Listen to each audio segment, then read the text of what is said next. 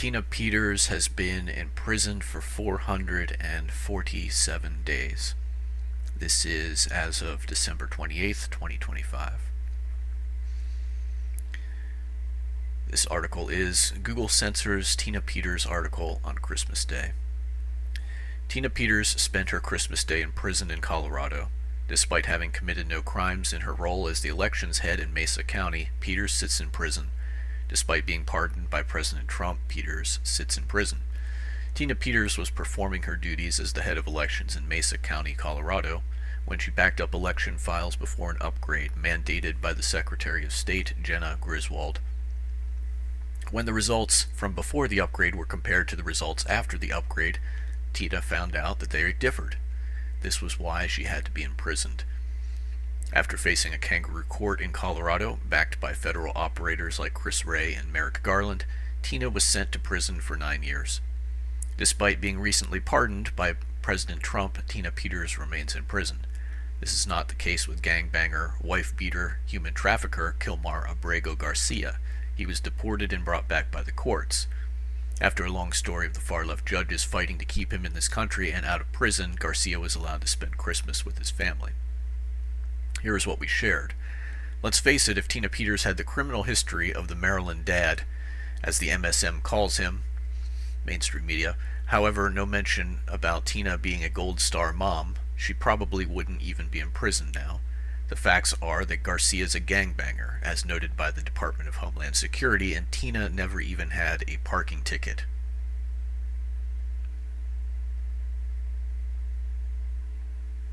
Google didn't like this post. It still censors, and it censored this post. We were notified on Christmas by Google. This post was classified as having dangerous or derogatory content.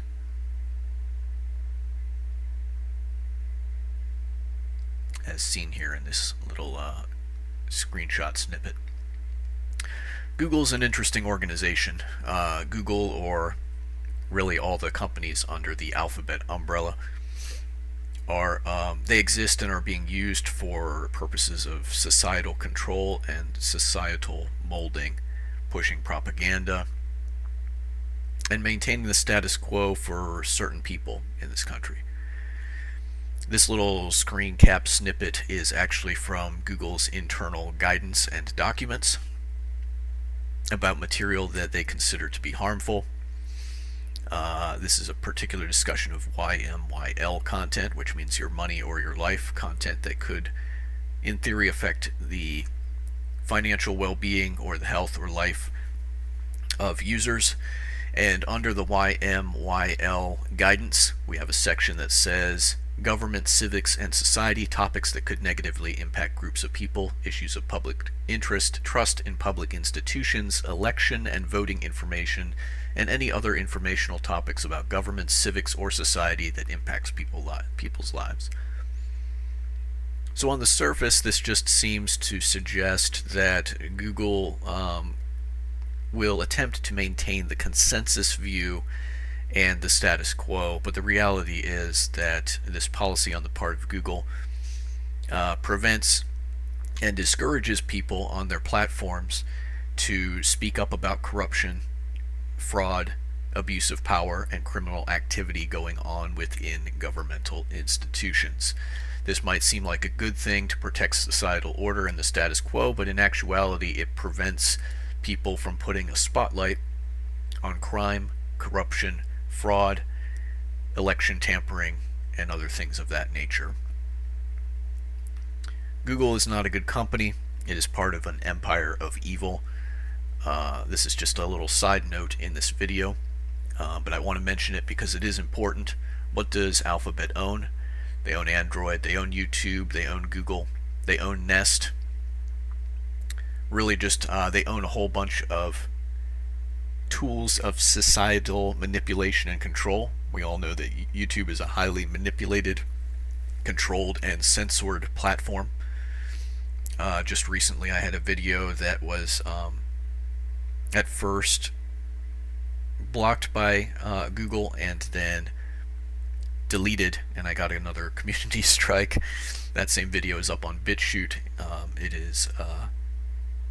It's a snippet from the credits of a movie called Push from 2009 with some subtitles that I've added to that snippet about the content that Credits Real is talking about. YouTube didn't like me pointing out some things in that the credits of that movie.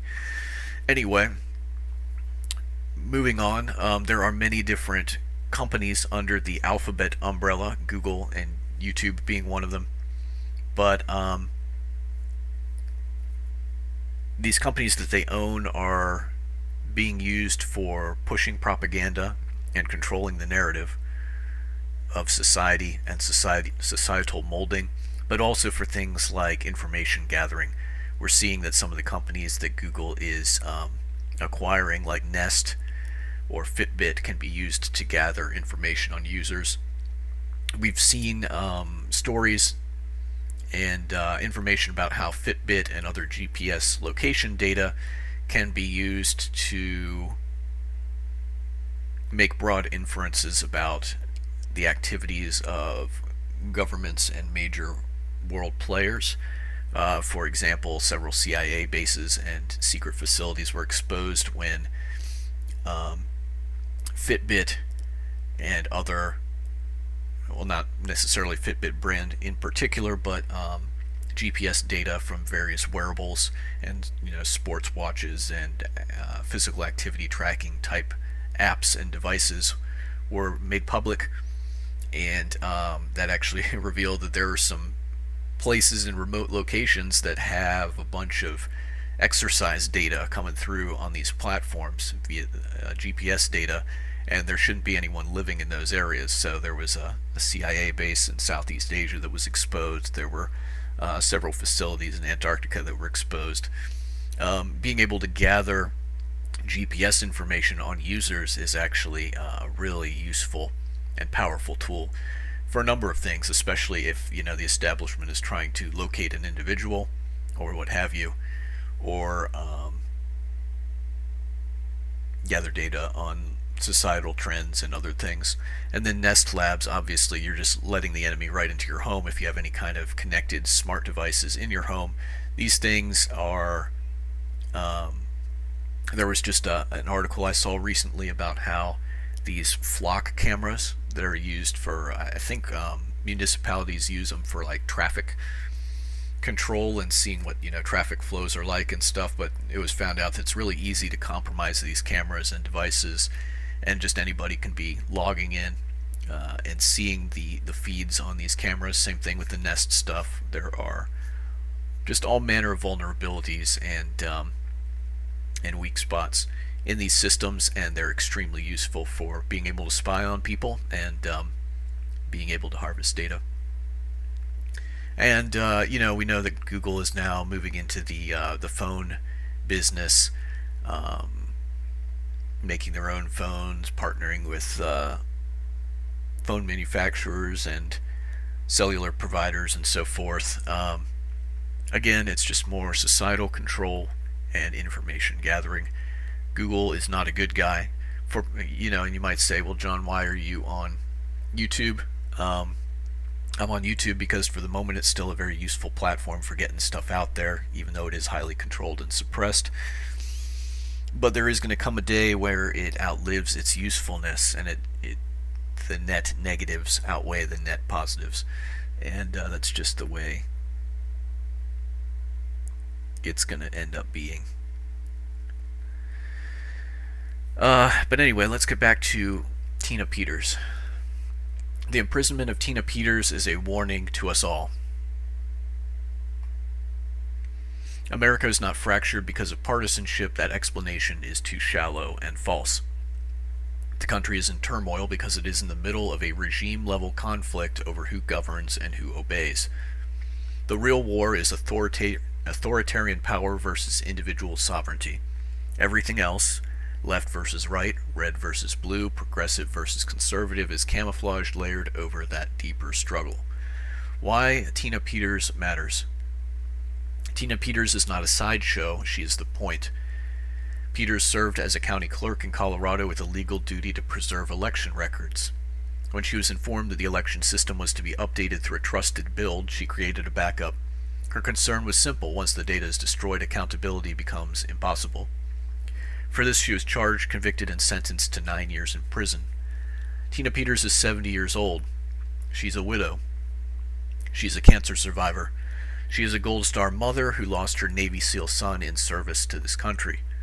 Whatever one believes about the 2020 election, no rational standard of justice can justify a punishment of this severity for what amounts to record preservation. This was not law enforcement, it was lawfare, the purposeful abuse of law by government officials to selectively violate the rights of a citizen.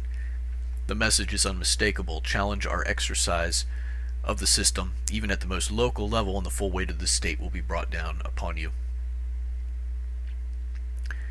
This is a question of sovereignty. In the American constitutional order, voting is not a ceremonial exercise. It is the means by which the people exercise sovereignty. Consent flows upward from citizens to the government. Authoritarian systems seek to reverse that flow. Elections remain but only as theater. Outcomes are managed. Accountability dissolves into bureaucratic complexity, procedural mazes, and selective enforcement of the law. Power migrates away from citizens and into insulated institutions that answer only to themselves. This is not a hypothetical failure, it is the trajectory we are on now. Authoritarianism comes in many costumes. Authoritarianism is not a single ideology. It can present itself as Marxism, democratic socialism, globalism, progressivism, or just sacrifices demanded for the greater good. The labels do not matter. The structure always does. When unelected bureaucracies rule, when courts legislate from the bench, when legislators entrench themselves for decades, when the media launders narratives, when law enforcement is selectively weaponized, when the centers of power are hip deep in untouchable corruption. This is authoritarianism, regardless of which slogans are used to justify it. Why elites fear populism? Populism terrifies elites because it restores the one thing they cannot tolerate: direct accountability. Authoritarian systems are always run by a small number of insiders, oligarchs, bureaucratic classes, donor networks, or ideological cadres. Corruption is not incidental to these systems, it is foundational. Complexity replaces consent. Obscurity replaces transparency. For individual liberty to thrive, honesty matters. For authoritarianism to grow, lies, propaganda, censorship, and intimidation become routine. Tina Peters was not punished for breaking the law, she was punished for violating an unwritten rule. Do not look too closely at how power is exercised abusively. The coup that doesn't look like a coup. This is not a coup with tanks and barricades, it is a slow, methodical, institutional takeover. Election systems are made complex, creating openings for fraud. Those who would benefit from the fraud claim it hasn't happened and won't, and the system is shielded from scrutiny. Legislative rules are abused to block reform. Like the filibuster, which is used to frustrate democracy as senators pretend that they have no choice, while allowing a minority to thwart the will of the people. Administrative agencies claiming independence from constitutional authority are a means by which sovereignty is eroded from the people by unelected bureaucrats. Judges converting ideology into precedents that favor an authoritarian position, again, frustrate the will of the people. Career bureaucrats, the deep state, are sabotaging elected leadership, another transfer of sovereignty. Piece by piece, sovereignty is transferred from citizens to the state. The result is a country that still uses democratic language while hollowing out democratic control. What can still be done? There is still time, but time alone will not save us. Margins matter. Restoring constitutional government requires. Overwhelming electoral victories are needed to reduce the chance of procedural sabotage. Federal election integrity standards with real enforcement must be passed. States need constitutional amendments permitting the recall of federal officials who prove to be duds or who have lied. Reassertion of executive authority over administrative agencies. They don't get to be a fourth branch of government, unanswerable to the electorate. These are not radical ideas, they are common sense prerequisites for self-government. Why Trump's Truth Social post struck a nerve. This is why Donald Trump's recent Truth Social post announcing a pardon for Tina Peters mattered. Whether a president can legally pardon a state conviction is secondary. What mattered was that Trump named the abuse. He publicly acknowledged what so many institutions refused to admit. Peters' prosecution was political. The reaction was immediate and revealing. Not outrage at injustice, but outrage at exposure. Not concern for proportionality, but panic that the narrative had slipped. A system confident in its legitimacy does not fear scrutiny. A system that imprisons whistleblowers and lashes out when attention turns its way does. The real war is not left versus right. It is rule by consent. It is rule by consent versus rule by fraud, lies, intimidation, and bureaucratic decree. And Tina Peters is proof that the line is closer than many are willing to admit. Tina Peters shares Christmas message from prison.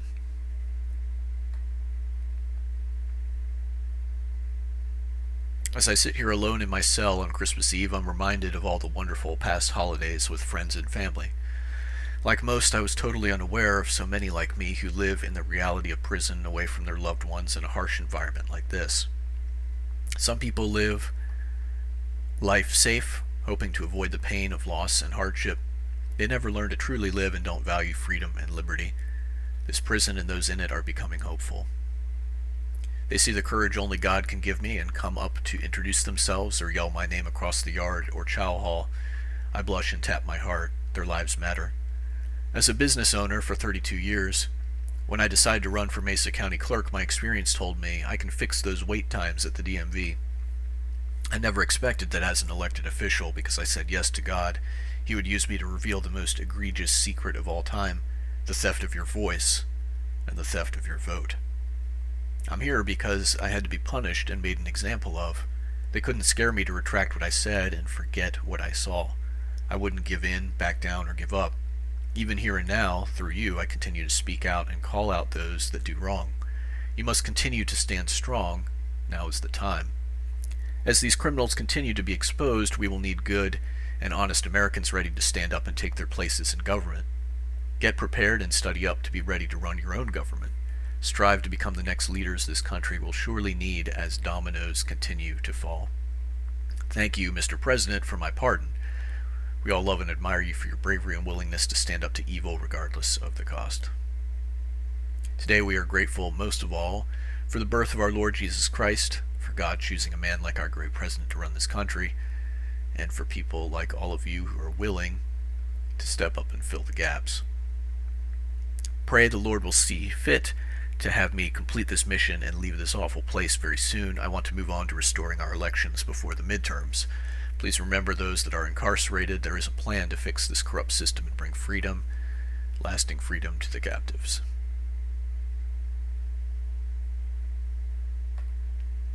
The immediate liberation of Tina Peters, a plain reckoning.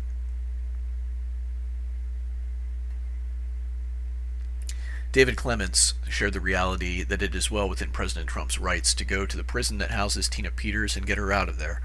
The president has pardoned Tina, but the corrupt politicians in Colorado will not release her. She is being held against her will and they won't let her out. Tina's civil rights are being abused and discarded. Because her rights are ignored and stomped on, all Americans' rights are being stomped on. Clements reminds us of other times in history when presidents stepped up when Americans' rights were being ignored.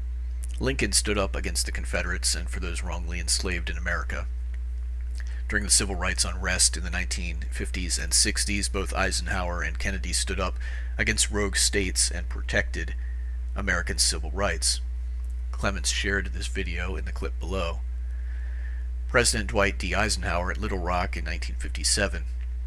Arkansas Governor Orville Faubus called out his state's National Guard to bar 9 black students, the Little Rock Nine, from entering Central High School, defying the Supreme Court's Brown v. Board of Education ruling that ended school segregation. Eisenhower federalized the Arkansas Guard, removed it from Faubus' control, and sent 1,000 paratroopers from the 101st Airborne Division.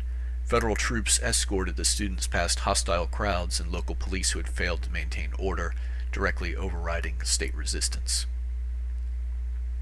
So too, at the University of Mississippi in 1962, President John F. Kennedy deployed over 30,000 troops after Mississippi Governor Ross Barnett used state police and highway patrol to block black student James Meredith from enrolling, defying federal court orders. Federal forces confronted rioters supported by state officials, 2 dead in the clash, but Meredith registered. At the University of Alabama in 1963, Governor George Wallace personally stood in the schoolhouse door, backed by Alabama state troopers, to prevent 2 black students, Vivian Malone and James Hood, from registering. Kennedy federalized the Alabama National Guard, which escorted the students past Wallace and his troopers, forcing compliance without major violence. President Trump has the right to protect Tina Peters from the rogue state of Colorado. Some would argue that he has the duty to do so. Merry Christmas to Tina Peters. May she be blessed for her courageous actions in doing her job, maintaining election records per the law, and standing up against those who persecuted her for doing so. We're in a situation once again where rogue states are spitting on everything that made this country great once. And these petty dictators who have been propped up on a mountain of fraud, lies, manipulation, threats, and even political assassinations, like Tim Walz of Minnesota, are posturing and trying to exert what power they have to conceal fraud and to hide their complicity in fraud. And I, for one, am sick and tired of evildoers getting away with doing stuff like this in this country. I think that rogue states like Colorado that are imprisoning people and slapping, good patriotic whistleblowers with these exorbitant prison sentences just for standing up to corruption and election fraud and so forth. I think that's shameful. I do think President Trump should go in there and get Tina Peters out. And I do think that the National Guard of Minnesota should be federalized, and that entire state should be locked down, placed under martial law, and cleaned out from top to bottom. Send the illegals back to where they came from. If there's any of these naturalized Somalis that have been participating in fraud, denaturalize them and send them back to, and just scour the governmental systems of these cities and the state itself from top to bottom, and just root out any corruption and burn it with fire. That's what needs to happen. And from my lips to God's ear, hopefully we'll see some justice and some consequence for evil doing in this country for once. Hope you guys found this video to be interesting. Just pray for Tina Peters. She seems like a real firecracker, and I would love to see her be freed in the near future here. She was pretty sick at points during 2025, and it's pretty obvious that the powers that put her behind bars, they would really like to see her die miserably in prison, as a cautionary to anyone else who would dare to stand up against election fraud. And it makes me sick to think about. It really does. You guys have a good one. Bye.